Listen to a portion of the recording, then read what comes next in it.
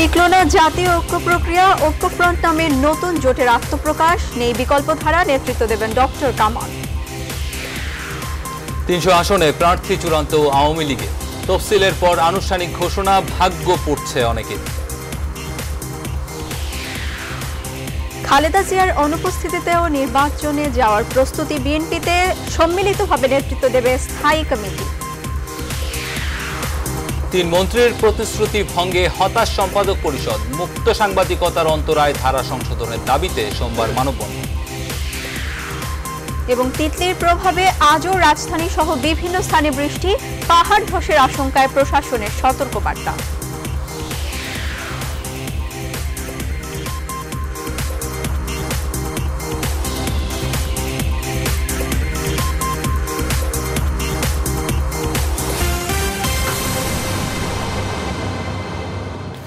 স্বাগত নিউজ 24 সংবাদের সাথে আছে আমি রামিম হাসান এবং আমি সঞ্জিতা ইসলাম। দেখছিলেন সংবাদ শিরোনাম, এবার বিস্তারিত। আর শুরুতেই যাব জাতীয় প্রেস ক্লাবে। এখনো বক্তব্য রাখছেন নতুন জোট জাতীয় ঐক্য ফ্রন্টের নেতারা। আমরা সরাসরি চলে যাচ্ছি সেখানে।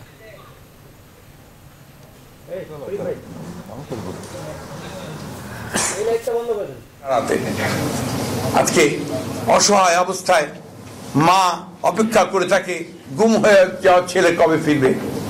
আজকে অসহায় অবস্থায় স্ত্রী অপেক্ষা করে থাকে যে তার স্বামী কবে ফিরে আসবে।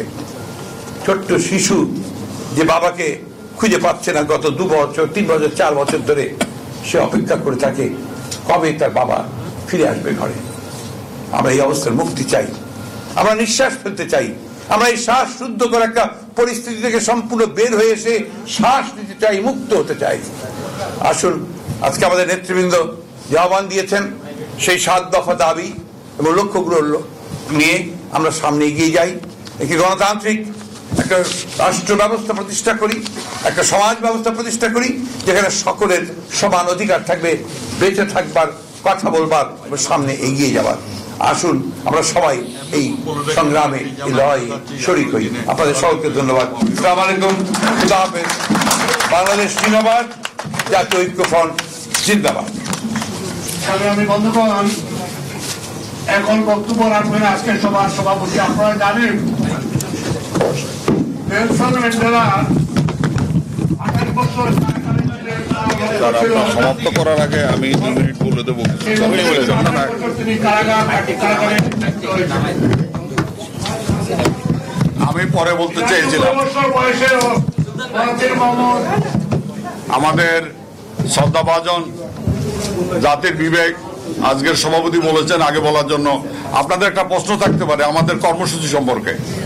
আমরা আগামী দিন থেকে যে কোনো মুহূর্তে হযরত আমানত শাহ পদশাহ। দর্শক, বারিধারায় বিকল্প ধারার সংবাদ সম্মেলন চলছে, আমরা সরাসরি চলে যাচ্ছি সেখানে। স্পষ্ট কথা, 1 নম্বর হলো জাতীয় ঐক্য আমরা চাই। আমাদের চেষ্টা সে সবচাইতে গভীর, সবচাইতে আন্তরিক এবং সবচাইতে ক্রমাগত কন্টিনিউয়াস প্রসেস ছিল। বহুদিন করেছি আমরা, বহু বছর করেছি, কয়েক বছর থেকে। এবং তার ফলে আমরা একথাও যখন বিএনপি ঢোকার প্রশ্ন আসলো আমাদের সঙ্গে, আমরা বললাম নিশ্চয়ই বিএনপিতে আমার একটা বিশেষ সহানুভূতি থাকারই কথা। আমি তো প্রথম মহাসচিব তার, এবং জিয়া রহমানের সঙ্গে কাজ করেছি, একসঙ্গে কাজ করেছি। এই অহংকার আমার সবসময় আছে এবং থাকবে। কেন জিয়া রহমান ছিলেন সত্যিকারের রণাঙ্গনের মুক্তিযোদ্ধা। বক্তৃতা দিতে হবে জানেন ছিলেন না, সেই জন্য তার জন্য আমার একটা বিশেষ শ্রদ্ধা ছিল।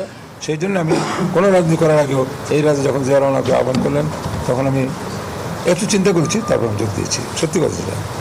এবং কাজে কাজে আমি জানি বিএনপির ভিতরে যে অনুভূতি, সে মুক্তিযুদ্ধের প্রতি, তার জিয়া রহমানের প্রতি যে অনুভূতি, মুক্তিযুদ্ধের জন্য সে একই অনুভূতি অধিকাংশ যারা নেতা আছেন, যারা কর্মী আছেন, তাদের ভিতরে আছে। কাজে যখন আমি বলি আমরা মুক্তিযুদ্ধের চেতনাকে উপরে বড় করে গড়ে তুলতে চাই, আমরা মুক্তিযুদ্ধের সঙ্গে মুক্তিযুদ্ধের এই ব্যাপারে কোনো আপোষ করতে রাজি নয়, তখন আমি জানি বিএনপির নেতাকর্মীদের বিপুল অংশ এর উপর মনের থেকে সমর্থন করে। কিন্তু আজকে যে কারণেই হোক, আজকে একটা বর্তমান বিএনপি, যেটা বর্তমান বিএনপি বলে এই জন্য বর্তমানে যারা নেতৃত্ব দিচ্ছেন তারা এই ব্যাপারে আমাদের সাথে একমত হতে পারেন না। তাদেরও দুর্ভাগ্য, আমাদেরও দুর্ভাগ্য। ঠিক একইভাবে যতদিন পর্যন্ত তারা এই ক্ষমতার ভারসাম্য সৃষ্টি না করবেন ততদিন আমি ইতিবাচক পরিবর্তনের কোনো আভাস দেখছি না। বাংলাদেশে রাজনীতির ইতিবাচক পরিবর্তন আনতে হলে সরকারের স্বেচ্ছাচারিতা চিরকালের মধ্যে দূর করতে হলে একটা ভারসাম্যের রাজনীতি করতে হবে, যাতে যারা সঙ্গী দল অন্যান্য দল থাকবে তাদের চাপে অন্তত একটি মেজরিটিওয়ালা যে দল তারা সৃষ্টি না হলে তারা তখন চাপে থাকবে, সরকার গঠন করবে কিন্তু চাপে থাকবে এবং তারপরে সত্যিকারের অর্থে যে গণতান্ত্রিক শাসন আসবে এবং স্বেচ্ছাচার মুক্ত বাংলাদেশের আমার যে স্বপ্ন, শেষ বয়সের শেষ স্বপ্ন, এই স্বপ্ন বাস্তবায়িত হওয়া সম্ভব। সেই জন্য আজকে আমাদের পরিস্থিতি পরিষ্কার বলার জন্য আমি চূড়ান্তভাবে এই ঘোষণাপত্র পাঠ করার জন্য অনুরোধ করলাম। জি ঠিক আছে। সম্মানিত নেতৃবৃন্দ এবং সাংবাদিক বন্ধুরা, ভাইয়েরা, বোনেরা, আসসালামু আলাইকুম। চশমা পরে পড়তেই হবে। হ্যাঁ, অন্ধকার আমি ঠিক আছে। আজকে দুঃশাসনের হাত থেকে জাতির মুক্তির জন্য আমরা অনেক দিন থেকে প্রচেষ্টা চালিয়ে আসছি। প্রথম দফায় আমরা জেএসডি এবং নাগরিক ঐক্যকে নিয়ে যুক্ত ফ্রন্ট গঠন করি। পরে দর্শক, বাড়িধারায় বিকল্পধারা সংবাদ সম্মেলন চলছে, সেখানে বক্তব্য রাখছিলেন সেটার প্রধান। এবং আমরা কিছুক্ষণ আগে যেটি জানতে পেরেছি যে জাতীয় প্রেস ক্লাবে এখনও আপনারা জানেন যে নতুন যে জোট ঐক্যফ্রন্ট, সেখানে তার নেতারা সেখানে বক্তব্য রাখছেন। ইতিমধ্যে যে জাতীয় ঐক্য সেটি ভেঙে বিকল্পধারা বের হয়ে গেছে এবং সেখানে ডক্টর কামালের নেতৃত্বে ঐক্যফ্রন্ট নামে নতুন ঐক্যের ঘোষণা হয়েছে। শেষমেশ টিকল না ডক্টর কামাল হোসেন ও ডক্টর বদরুদ্দোজা চৌধুরীর জাতীয় ঐক্য। বি চৌধুরীকে বাদ দিয়ে ডক্টর কামালের নেতৃত্বে নতুন জোট হিসেবে যাত্রা শুরু করলো জাতীয় ঐক্যফ্রন্ট।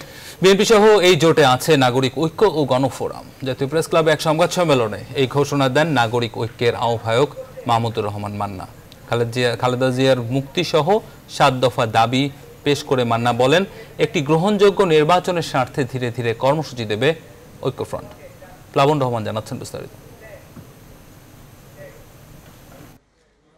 বৃহত্তর জাতীয় ঐক্য প্রক্রিয়াকে এগিয়ে নিতে প্রায় প্রতিদিনই বৈঠকে বসছিলেন ডক্টর কামাল হোসেন, ডাক্তার বদরুদ্দোজা চৌধুরী, বিএনপি মহাসচিব মির্জা ফখরুল ইসলাম আলমগীর, নাগরিক ঐক্যের আহ্বায়ক মাহমুদ রহমান মান্না সহ সংশ্লিষ্ট সবাই। কিন্তু শেষমেশ এগুলো না এই ঐক্য প্রক্রিয়া। বিকেলে ডক্টর কামালের বাসায় বৈঠক করতে এসে দরজা বন্ধ পেয়ে ফিরে গেছেন বিকল্পধারা বাংলাদেশের সভাপতি ডাক্তার AQM বদরুদ্দোজা চৌধুরী। কাদের ষড়যন্ত্র আছে এটা আজকে জাতির সামনে পরিষ্কার হয়ে গেল।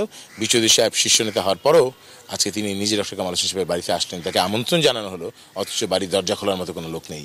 এটা কোনো রাজনীতির শিষ্টাচারের ভেতর পড়ে না, ভদ্রতার ভেতর পড়ে না। অন্যদিকে বিকেলে মতিঝিলের ডক্টর কামালের চেম্বারে বৈঠকে বসেন মির্জা ফখরুল ইসলাম আলমগীর, আসম আব্দুর রব ও মাহমুদ রহমান মান্না। পরে জাতীয় প্রেস ক্লাবে সংবাদ সম্মেলন করে ডাক্তার বদরুদ্দোজা চৌধুরীকে বাদ দিয়েই জাতীয় যুক্ত ফ্রন্টের ঘোষণা দেন মাহমুদ রহমান মান্না। এ সময় আসম আব্দুর রব, বিএনপি মহাসচিব মির্জা ফখরুল ইসলাম আলমগীর সহ অন্যান্য নেতারা, গণফোরাম এবং নাগরিক ঐক্যের নেতারা উপস্থিত ছিলেন। আমরা যে কথা সবার সভাপতি বলতে শুরু করেছিলেন, গণফোরাম, জাতীয় ঐক্য প্রক্রিয়া, যুক্ত ফ্রন্ট, বিএনপি সহ যে সমস্ত দলগুলো এই প্রক্রিয়া শুরু করেছিলেন, সেটা সফল পরিণতির নাম হচ্ছে জাতীয় ঐক্য ফ্রন্ট। জাতীয় ঐক্য ফ্রন্টের আনুষ্ঠানিক ঘোষণার মধ্যে দিয়ে এই স্বৈরতন্ত্রের বিরুদ্ধে সর্বাত্মক লড়াই শুরু হলো। এই সংবাদ সম্মেলনে নির্বাচনকে সামনে রেখে আন্দোলন পরিকল্পনাও তুলে ধরেন মাহমুদ রহমান মান্না। অবাধ, সুষ্ঠু ও নিরপেক্ষ নির্বাচনের লক্ষ্যে সরকারের পদত্যাগ, জাতীয় সংসদ বাতিল, সকল রাজনৈতিক দলের সাথে আলোচনা সাপেক্ষে নির্বাচনকালীন নির্দলীয় নিরপেক্ষ সরকার গঠন এবং সাবেক প্রধানমন্ত্রী বেগম খালেদা জিয়া সহ সকল রাজবন্দীদের মুক্তি ও মিথ্যা মামলা প্রত্যাহার নিশ্চিত করতে হবে। খালেদা জিয়ার মুক্তি সহ এই সংবাদ সম্মেলনের মধ্য দিয়ে 7 দফা দাবি এবং 11 দফা লক্ষ্য পেশ করে জাতীয় ঐক্যফ্রন্ট। প্লাবন রহমান, নিউজ 24, ঢাকা।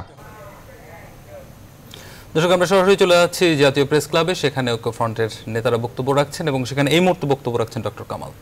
কথা বলে একটা মীমাংসা করবে, কেন তখন একটা গণ আন্দোলন বাংলাদেশেও মানে একটা তুঙ্গে, ইভেন পশ্চিম পাকিস্তানে আন্দোলন শুরু হয়ে গেছে। তো তারা ভাবলো যে বঙ্গবন্ধু তো তখন ফাঁসির কেসে ফাঁসির আসামি, কেন সেই যে তথাকথিত দেশদ্রোহিতার মামলা দিয়ে যেটা না, যেটার নাম ওরা ইসলামাবাদ থেকে বলেছিল যে এটা হলো আগরতলা ষড়যন্ত্র মামলা। আসলে এটা তাদের ষড়যন্ত্র ছিল বাঙালিদের বিরুদ্ধে, কিন্তু বঙ্গবন্ধু যখন ওদেরকে হাসতে হাসতে বললেন যে দেখো হোম মিনিস্টার, যে দেখো আমি মুসলমান, আমার যদি মৃত্যু সময়টা এখানে লেখা আছে আমার কপালে, তার 1 মিনিট আগেও হবে না, 1 মিনিট পরেও হবে না। অর্থাৎ তোমরা যেটা আমাকে বলছো যে তোমরা ভয় দেখিয়ে আমাকে প্লেনে নেবে, আমি সে ভয়টা করি না। হেসে হেসে বলছে। তো ওর মুখটা একদম, ওটা ছিল যে হোম মিনিস্টার, সে তখন নেভির চিফ ছিল, দেখছি যে তার মুখটা একদম কালো হয়ে যাচ্ছে।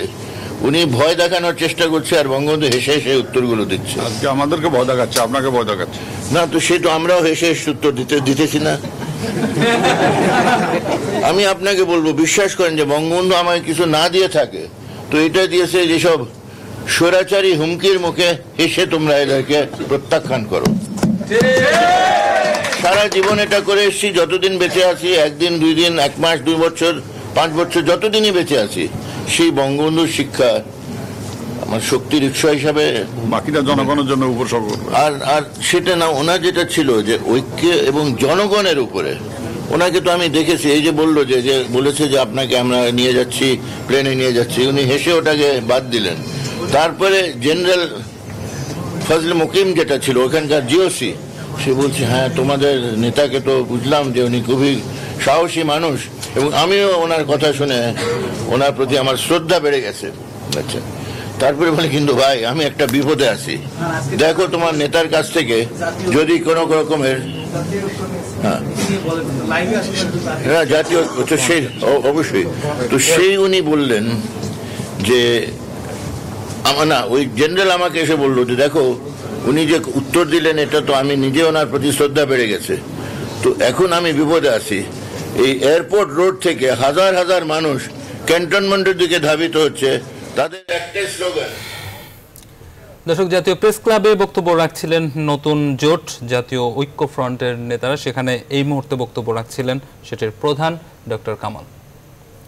পরের প্রসঙ্গে চলে যাচ্ছি। 11 জাতীয় সংসদ নির্বাচন সামনে রেখে 300 আসনে দলীয় প্রার্থী চূড়ান্ত করেছে ক্ষমতাসীন দল আওয়ামী লীগ। তফসিল ঘোষণার পরই আসবে আনুষ্ঠানিক ঘোষণা। কপাল পড়তে যাচ্ছে দলের হয়ে নির্বাচিত 100 সাংসদের। এসব আসনে আসছে নতুন মুখ। দলের যে কোনো সিদ্ধান্তের বাইরে গেলে থাকছে কঠোর শাস্তি, করা হবে স্থায়ী বহিষ্কারও। দলীয় মনোনয়ন নিয়ে নিউজ 24-কে এসব তথ্য জানান আওয়ামী লীগের শীর্ষ পর্যায়ের নীতি নির্ধারকেরা। তৌফিক মাহমুদ মুন্নার বিশেষ প্রতিবেদন। অক্টোবর শেষেই গঠিত হতে পারে নির্বাচনকালীন সরকার, আর আগামী মাসে তফসিল ঘোষণা হলে ডিসেম্বরের শেষেই হতে পারে 11 জাতীয় সংসদ নির্বাচন। নির্বাচনী প্রচারণা আগে শুরু করেছে ক্ষমতাসীন দল। ট্রেন ও সড়ক পথে নির্বাচনী পথসভাও করেছে আওয়ামী লীগ। প্রধানমন্ত্রী হিসেবে আমি মনে করি আমি আপনাদের সেবক, জনগণের সেবক। নির্বাচনকে সামনে রেখে 300 আসনের দলীয় প্রার্থী চূড়ান্ত ক্ষমতাসীন দলের। তফসিল ঘোষণার পরেই দেওয়া হবে আনুষ্ঠানিক ঘোষণা। আমাদের তো সবকিছু রেডি। 300 আসনের ভিতরে 100 আসন ইতিমধ্যেই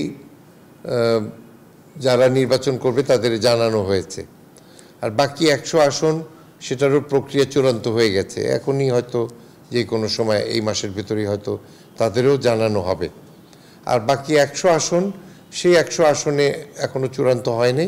সেই 100 আসন আমাদের সাথে যারা জোট, মহাজোট যারা থাকবে, অংশগ্রহণ করবেন, তাদের সবাইকে নিয়ে বসে তারপর সেটার ফাইনাল চূড়ান্ত হবে। তবে এবার দলীয় মনোনয়নে থাকছে ব্যাপক পরিবর্তন। দলের নীতি নির্ধারকরা যে আভাস দিচ্ছেন তাতে বাদ পড়ছেন রানিং 100 এমপি। প্রতিটি নির্বাচনেই সকল পূর্বের সিটিং এমপিরা নমিনেশন পায়নি। সাধারণত আমি যা দেখেছি 60 থেকে 100 জন চেঞ্জ হয়। আমি মনে করি এবারও সেই ধরনের চেঞ্জ হতে পারে, কারণ মূল্যায়ন হচ্ছে এবং মূল্যায়নের মধ্যে যারা যারা তাদের দায়িত্ব পালনে ব্যর্থ হচ্ছে তাদেরকে মনোনয়ন দেওয়া হবে না। দলের সিদ্ধান্তের বাইরে গেলে থাকছে শাস্তিমূলক ব্যবস্থা। ভবিষ্যতে দলে থাকারও সুযোগ থাকবে না, এমন সতর্ক বার্তাও দিচ্ছেন শীর্ষ পর্যায়ের এই নেতারা। বাংলাদেশ আওয়ামী লীগের অতীতে সকল নির্বাচনে বিজয়ী প্রার্থী হয়েছে, কেউ দলীয় দলের মনোনয়নের পরে কেউ বিজয়ী প্রার্থী হবে না বলে আমরা আশা করি। বা যদি কেউ বিজয়ী প্রার্থী হয় তার ব্যাপারে গঠনতন্ত্র অনুযায়ী শৃঙ্খলামূলক ব্যবস্থা গ্রহণ করা হবে। নেত্রীও এবার খুব শক্তভাবে নির্দেশ দিয়েছেন যে যারা দলের ভিতরে থেকে দলের বিপক্ষে কাজ করবে তাদের আওয়ামী লীগে কোনো স্থান থাকবে না, ভবিষ্যতেও না। টানা 2 মেয়াদে সরকারের উন্নয়ন প্রচার ও দলকে ঐক্যবদ্ধ করে আবারও সরকার গঠন করতে চায় ক্ষমতাসীন দল আওয়ামী লীগ। যখনই তফসিল ঘোষণা হবে। তৌফিক মাহমুদ মুন্না, নিউজ 24, ঢাকা। খালেদা জিয়ার অনুপস্থিতিতে জাতীয় নির্বাচনে অংশ নিলে সম্মিলিতভাবে নির্বাচনের নেতৃত্ব দেবে বিএনপির স্থায়ী কমিটি। দলের নীতি নির্ধারণী ফোরামের নেতা ব্যারিস্টার মওদুদ আহমদ কথা জানান। সিনিয়র নেতারা আরও বলেন, বিএনপি চেয়ারপারসন যেখানেই থাকুন না কেন তার সিদ্ধান্ত অনুযায়ী সিদ্ধান্ত নেওয়া হবে। নির্বাচনে যাওয়া না যাওয়া সহ গুরুত্বপূর্ণ বিষয়। মারুফা রহমানের বিশেষ প্রতিবেদন। একাদশ জাতীয় সংসদ নির্বাচন এখন রাজনীতির মাঠের একমাত্র ইস্যু। এমন সময় বিএনপি চেয়ারপারসন বেগম খালেদা জিয়া কারাবন্দী। অন্যদিকে দলের ভারপ্রাপ্ত চেয়ারম্যান তারেক রহমানের বিরুদ্ধে রায় হয়েছে যাবজ্জীবন কারাভোগের। রাজনৈতিক আশ্রয়ে দীর্ঘদিন দেশের বাইরে তিনি। তাহলে আগামী নির্বাচনে বিএনপির নেতৃত্ব দেবেন কে? এমন প্রেক্ষাপটে বিএনপির অবস্থান তুলে ধরেন দলের নীতি নির্ধারণী ফোরামের অন্যতম সদস্য ব্যারিস্টার মওদুদ আহমদ। জানান, শীর্ষ 2 নেতার অবর্তমানে নির্বাচনে নেতৃত্বের হাল ধরবেন স্থায়ী কমিটির নেতারা।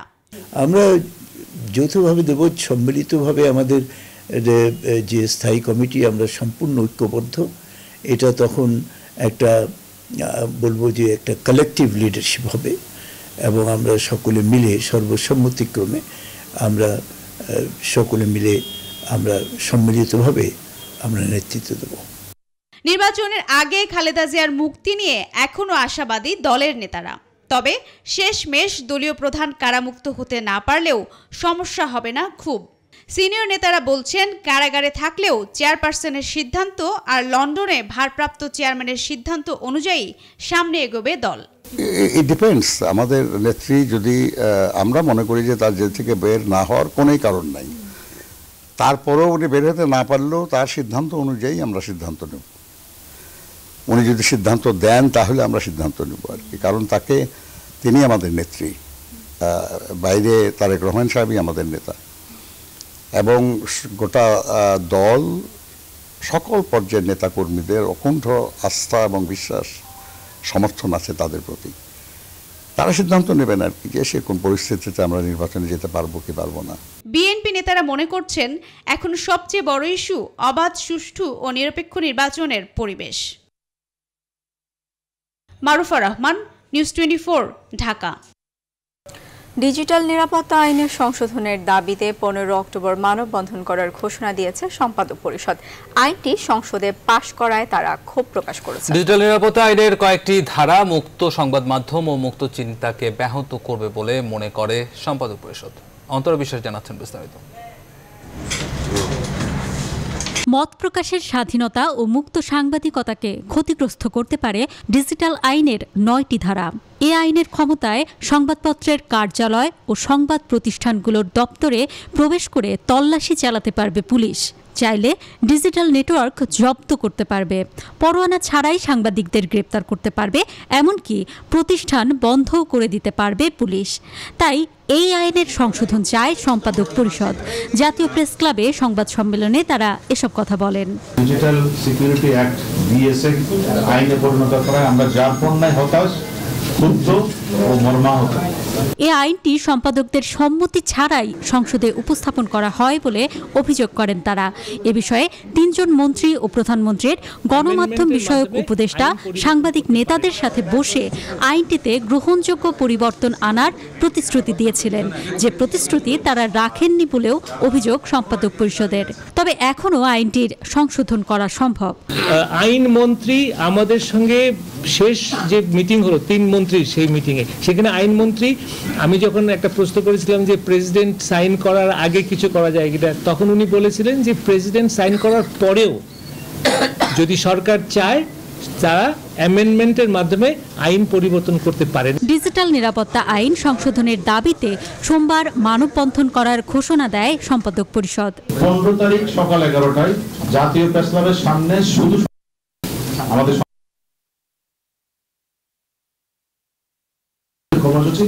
এরপরে কি হবে সেটা আমরা বসে ঠিক করব। এই মানববন্ধন হওয়ার কথা ছিল 29 সেপ্টেম্বর। তথ্যমন্ত্রীর অনুরোধে এই কর্মসূচি স্থগিত করা হয়েছিল বলে জানায় সম্পাদক পরিষদ।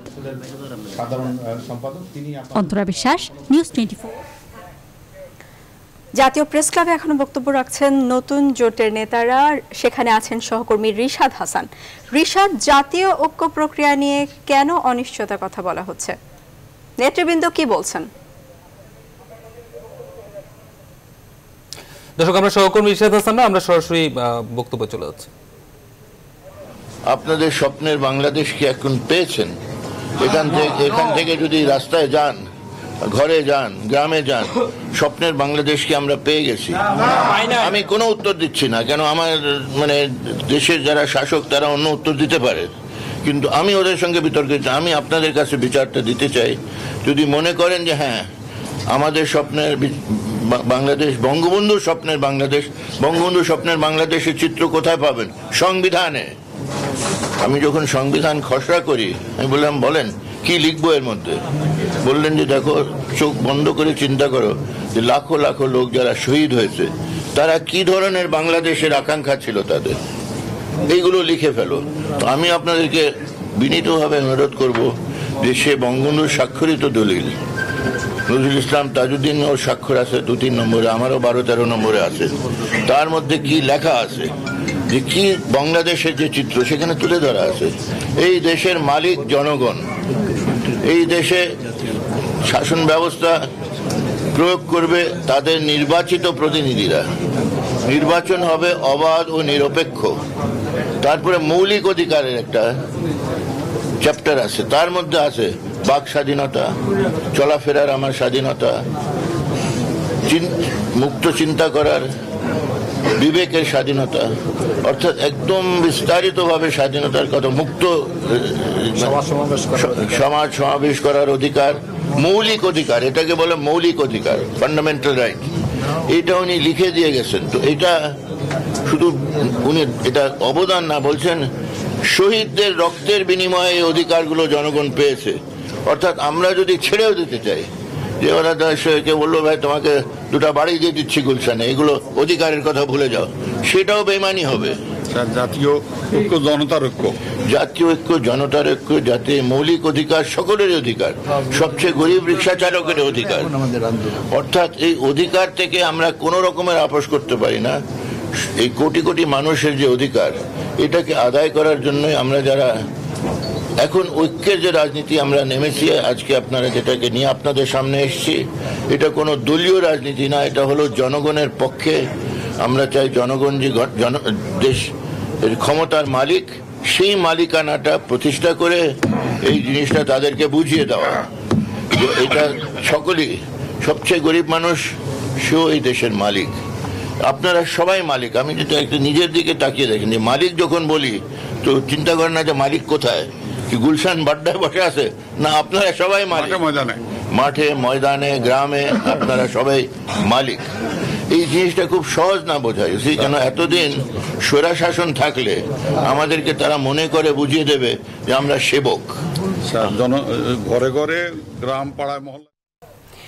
দর্শক, জাতীয় প্রেস ক্লাবে বক্তব্য রাখছিলেন জাতীয় ঐক্য ফ্রন্টের নেতা ডক্টর কামাল। আমরা সরাসরি ছিলাম সেখানে। সংবাদের পর্যায়ে নিচ্ছি ছোট্ট একটা বিরতি, আরো খবর নিয়ে ফিরছি একটু পরেই, সঙ্গেই থাকুন।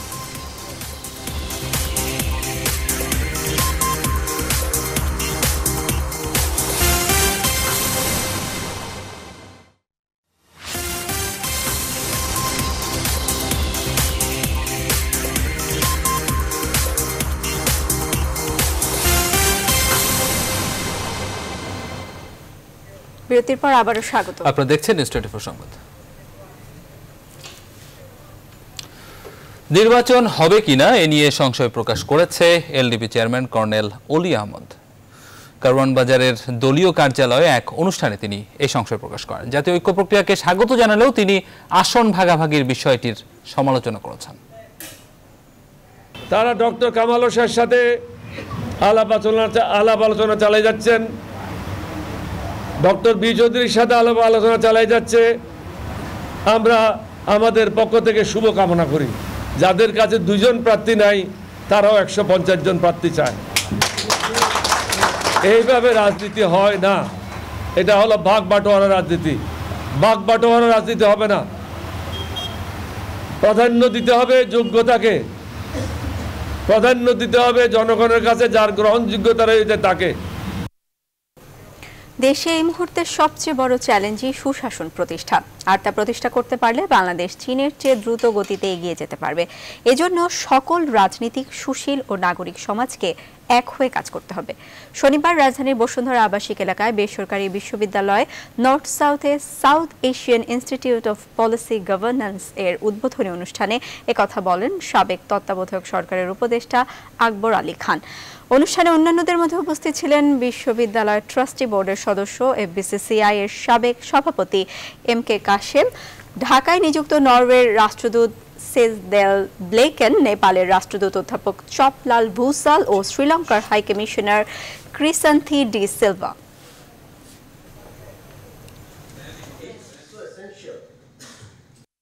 If we cannot build up the right type of governance system, it is doubtful whether will be able to attain the present level of growth, and maybe we may slide backward. So the citizens, the politicians and everybody should be concerned with governance, and I am very happy that North South University has built an excellent program, and I hope success for this program. সেনাবাহিনী প্রধানকে নিয়ে দেয়া ভুল তথ্যগুলো ছিল অসাবধানতাবশত, জানিয়েছেন গণস্বাস্থ্যের প্রতিষ্ঠাতা doctor Zafrullah Chowdhury. শনিবার সকালে রাজধানীর ধানমন্ডিতে গণস্বাস্থ্য কেন্দ্র হাসপাতালে সাংবাদিক সম্মেলন করে তিনি এজন্য দুঃখ প্রকাশ করেন।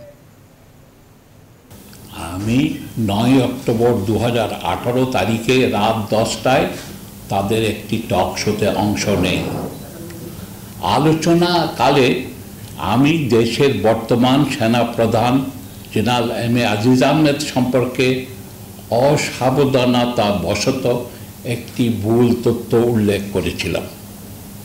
জেনারেল আজিজ একজন দক্ষ আর্টিলারি সেনা কর্মকর্তা। তিনি চট্টগ্রাম সেনানিবাসের জিওসি ছিলেন না, কমান্ড্যান্টও ছিলেন না। তিনি তার কর্মজীবনের এক সময়ে চট্টগ্রাম সেনা ছাউনিতে আর্টিলারি প্রশিক্ষক ছিলেন। তার বিরুদ্ধে কোর্ট মার্শাল হয়নি, একবার কোর্ট অফ ইনকোয়ারি হয়েছিল। ভুল বক্তব্য এবং শব্দ বিভ্রাটের জন্য আমি আন্তরিকভাবে দুঃখিত ও মর্মাহত। যেহেতু ভুল করেছি, ভুলটা প্রকাশ করে দেওয়াটা আমার নৈতিক দায়িত্ব।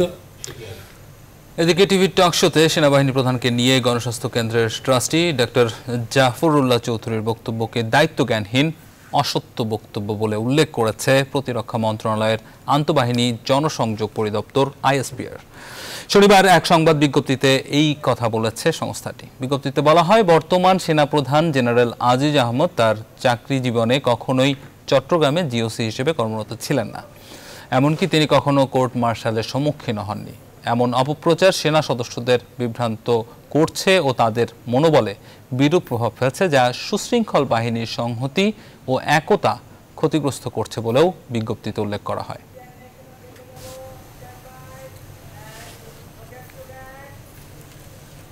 সংবাদের এই পর্যায়ে আরো একটি বিরতি নিচ্ছি, একটু পর সঙ্গেই থাকুন।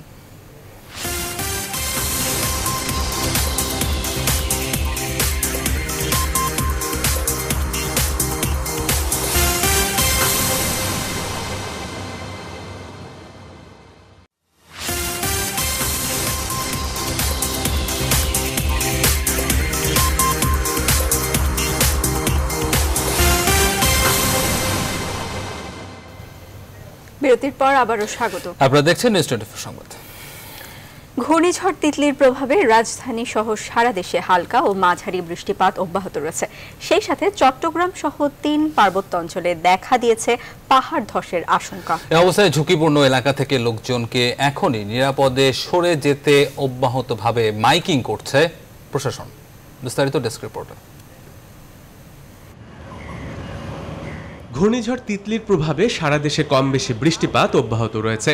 রাজধানীতে সকাল থেকে হালকা বৃষ্টি ছিল। শনিবার ছুটির দিন হলেও নিজ প্রয়োজনে যারা বাড়ির বাহির হয়েছেন বৃষ্টির কারণে দুর্ভোগে পড়তে হয় তাদের। টানা বৃষ্টির কারণে পাহাড় ধসের আশঙ্কায় চট্টগ্রামের মতি ঝর্ণা, বাটালি হিল, পোড়া কলোনি, আমিন জুট মিল, আকবর শাহ সহ বিভিন্ন এলাকায় পাহাড় থেকে ঝুঁকিপূর্ণ বাসিন্দাদের সরে যেতে মাইকিং করছে প্রশাসন। যে সমস্ত ঝুঁকিপূর্ণ পরিবারগুলো এখানে বসবাস করছে তারা যাতে নিজে থেকে নিরাপদ অবস্থানে সরে যায়, এজন্য আমরা বিভাগীয় কমিশনার স্যার এবং জেলা প্রশাসক স্যারের সার্বক্ষণিক তত্ত্বাবধান এবং নির্দেশনায় বেশ কয়েকটি টিম কাজ করছি মহানগরে। 4 দিন ধরে টানা বর্ষণে বিপর্যস্ত হয়ে পড়েছে রাঙামাটির জনজীবন। তিতলির প্রভাবে সারাদিন হালকা থেকে মাঝারি ধরনের বৃষ্টিতে নাজুক হয়ে পড়ে পাহাড়গুলো। ঝুঁকিপূর্ণ যে সমস্ত আবাসস্থল আছে সেগুলোকে আমরা ভিজিট করেছি এবং সেখান থেকে লোকজনকে আমরা সরিয়ে আনতে পেরেছি। আমাদের কার্যক্রম চলমান আছে। আমরা জেলা দুর্যোগ প্রস্তুতিমূলক কমিটির সভা করেছি। নিজেদের আশ্রয় না থাকায় এত কিছুর পরও পাহাড় ছাড়তে রাজি না পাদদেশে বসবাসকারীরা। তাদের দাবি স্থায়ী পুনর্বাসনের। বৃষ্টি যখন আসে তখন ভয় লাগে আর কি, আবার কি হবে না হবে। পাহাড় ভাঙছে চোখের সামনে, ভাই ভাবি মামা সবাই মারা গেছে। পুরা 3 পার্বত্য জেলাটাই তো পাহাড়, তাই না? এখন আমরা হিল ট্যাক্সের মানুষগুলো কোথায় যাবো? 1000 বা 1200 টাকা দিয়ে আমরা ঘর ভাড়া পাইতেছি। বাইরে গেলে তো আমরা ওই দামে ঘর পাইতেছি না। কোন জায়গা যাবো? কোন আঙ্গ বাপের দিকেও নাই, ভাইয়ের দিকেও নাই, আঙ্গ স্বামীর দিকেও নাই। আমরা কোন জায়গা যাবো? আঙ্গরও পুনর্বাসন আমরা চাই। কক্সবাজারেও মাঝারি থেকে ভারী বৃষ্টির পাশাপাশি সেখানকার পাহাড়ি এলাকায় ভূমিধসের আশঙ্কার কথা জানিয়েছে আবহাওয়া অফিস। এবারে আবহাওয়ার সবশেষ খবর জানাতে যোগ দিচ্ছেন সহকর্মী পার্থ বণিক। ধন্যবাদ পদ্মা আপনাকে। দর্শক, যেমনটা শুনছিলেন আপনারা যে আছে কিন্তু সারা দেশে বিভিন্ন জায়গায় ভারী থেকে মাঝারি বৃষ্টিপাত হয়েছে ঘূর্ণিঝড় তিতলির প্রভাবে। তবে এটাকে আসলে আজকে আর ঘূর্ণিঝড় বলা যাচ্ছে না, কারণ গতকাল থেকে কিন্তু এটা নিম্নচাপে পরিণত হয়েছে। এবং যদি আমরা সবশেষ অবস্থানটা লক্ষ্য করি, এই নিম্নচাপটি বর্তমানে পশ্চিমবঙ্গ এবং বাংলাদেশের দক্ষিণ পশ্চিমে অবস্থান করছে এবং আজকে রাতের দিকে কিন্তু এটি আরও উত্তর পূর্বে সরে আসার কথা রয়েছে, অর্থাৎ বাংলাদেশের উত্তর পূর্ব দিকে এটি আরও অগ্রসর হবে। আমরা যদি দেখতে পাই যে আজকে হালকা থেকে ভারী বৃষ্টিপাত হচ্ছে এবং আমরা আজকে সারা দেশের আবহাওয়া তাপমাত্রা লক্ষ্য করব। তবে তার আগে আমরা বলতে চাচ্ছি যে ঢাকা, ময়মনসিংহ, রাজশাহী, খুলনা, বরিশাল, চট্টগ্রাম এবং সিলেট বিভাগে কিন্তু হালকা থেকে ভারী বৃষ্টিপাতের সম্ভাবনা রয়েছে এবং এখানেও কিন্তু আমরা দেখতে পাচ্ছি বজ্রসহ বৃষ্টিপাতের একটা বেশ ভালো সম্ভাবনা রয়েছে। তবে রংপুর বিভাগে কিন্তু বজ্রসহ বৃষ্টিপাতের সম্ভাবনা নেই, তবে সেখানে হালকা থেকে ভারী বৃষ্টিপাতের একটা আমরা পরিসংখ্যান দেখতে পাচ্ছি। যদি আজকে আমরা ঢাকায় বাতাসের গতিবেগ লক্ষ্য করি, ঢাকায় বাতাসের গতি আজকে সর্বনিম্ন 10 থেকে 15 কিলোমিটার প্রতি ঘন্টা রেকর্ড করা হয়েছে এবং সর্বোচ্চ গতি ছিল 30 থেকে 40 কিলোমিটার প্রতি ঘন্টা। এবং আজকে আমরা যদি দেখি যে বৃষ্টিপাত বাংলাদেশে সবচেয়ে বেশি রেকর্ড করা হয়েছে টেকনাফে আজকে সবচেয়ে বেশি বৃষ্টি হচ্ছে 291 মিলিমিটার এবং সেখানে আমরা ঢাকায় দেখতে পেয়েছি 4 মিলিমিটার বৃষ্টিপাত রেকর্ড করা হয়েছে। এবং আগামীকাল সকালবেলায় ভোর 5:56 কিন্তু সূর্য উঠবে। তবে এর মাঝখানে যদি আজকে আমরা দেশের তাপমাত্রা লক্ষ্য করি, বিভাগীয় শহরগুলোতে তাপমাত্রা কেমন ছিল, আজকে আমরা রংপুরে দেখতে পাচ্ছি রংপুরে সর্বোচ্চ এবং সর্বনিম্ন তাপমাত্রা ছিল 28 ডিগ্রি সেলসিয়াস থেকে 26 ডিগ্রি। এরপর আমরা যদি লক্ষ্য করি ময়মনসিংহে আজকে সর্বোচ্চ তাপমাত্রা ছিল 24 ডিগ্রি সেলসিয়াস থেকে সর্বনিম্ন 22 ডিগ্রি সেলসিয়াস। রাজশাহীতে আমরা যদি আজকে দেখি, রাজশাহীতে সর্বোচ্চ তাপমাত্রা ছিল 25 ডিগ্রি সেলসিয়াস এবং সর্বনিম্ন 22 ডিগ্রি সেলসিয়াস। রাজধানী শহর ঢাকা এবং তার পার্শ্ববর্তী অঞ্চলগুলোতে আজকে তাপমাত্রা রেকর্ড করা হয়েছে সর্বোচ্চ 28 ডিগ্রি থেকে সর্বনিম্ন 23 ডিগ্রি সেলসিয়াস। আমরা যদি দেশের আরও একটু পশ্চিমে আসি, সিলেটে সর্বোচ্চ তাপমাত্রা 24 ডিগ্রি থেকে সর্বনিম্ন 20 ডিগ্রি সেলসিয়াস রেকর্ড করা হয়েছে। উপকূলবর্তী বিভাগ খুলনা এবং তার পার্শ্ববর্তী জেলাগুলোতে আজকে সর্বোচ্চ তাপমাত্রা 29 ডিগ্রি থেকে সর্বনিম্ন 23 ডিগ্রি সেলসিয়াস রেকর্ড করা হয়েছে। এবং বরিশালেও কিন্তু আজকে আমরা তাপমাত্রা খুব একটা রকম ফের দেখতে পাচ্ছি না, সর্বোচ্চ তাপমাত্রা 28 ডিগ্রি থেকে সর্বনিম্ন 23 ডিগ্রি সেলসিয়াস রেকর্ড হয়েছে। এবং বন্দরনগরী চট্টগ্রাম যদি আজকে আমরা লক্ষ্য করি, চট্টগ্রামে আজকে সর্বোচ্চ 25 ডিগ্রি থেকে সর্বনিম্ন 22 ডিগ্রি সেলসিয়াস তাপমাত্রা লক্ষ্য করতে পারছি। অর্থাৎ দিন যত যাবে, অর্থাৎ আগামীকালের মধ্যে কিন্তু আমরা দেখতে পাচ্ছি যে এই বৃষ্টিপাত আরও বেশি হবে বা এবং কোথাও কোথাও কম হবে। রংপুর বিভাগগুলোতে যেমন আমরা বলেছি, রংপুর বিভাগীয় অন্তর্ভুক্ত যে জেলাগুলো রয়েছে সেখানে বৃষ্টিপাত একটু কম হবে দেশের অন্যান্য জায়গাগুলোর তুলনায়, এবং আস্তে আস্তে কিন্তু আমরা শীতের প্রকোপটা আরও বেশি দেখতে পারবো। দর্শক, এই ছিল আমাদের আবার সর্বশেষ খবরাখবর। চলে যাচ্ছে মূল স্টুডিওতে। শেষ করবো এখনকার নিউজ 24 সংবাদ। তবে যাওয়ার আগে শিরোনামগুলো জানাবো আরো একবার। 7 দফা দাবি নিয়ে জাতীয় ঐক্যফ্রন্টের আত্মপ্রকাশ, নেই বিকল্প ধারা, নেতৃত্ব দেবেন ডক্টর কামাল। 300 আসনে প্রার্থী চূড়ান্ত আওয়ামী লীগে, তফসিলের পর আনুষ্ঠানিক ঘোষণা, ভাগ্য পড়ছে অনেকে। খালেদা জিয়ার অনুপস্থিতিতেও নির্বাচনে যাওয়ার প্রস্তুতি বিএনপির, সম্মিলিতভাবে নেতৃত্ব দেবে স্থায়ী কমিটি। 3 মন্ত্রীর প্রতিশ্রুতি ভঙ্গে হতাশ সম্পাদক পরিষদ, মুক্ত সাংবাদিকতার অন্তরায় ধারা সংশোধনের দাবিতে মানববন্ধন। এবং তিতলির প্রভাবে আজও রাজধানী সহ বিভিন্ন স্থানে বৃষ্টি, পাহাড় ধসের আশঙ্কায় প্রশাসনের সতর্কবার্তা। আর এই ছিল নিউজ 24 সংবাদের এখনকার আয়োজন। এতক্ষণ সাথে থাকার জন্য ধন্যবাদ সবাইকে।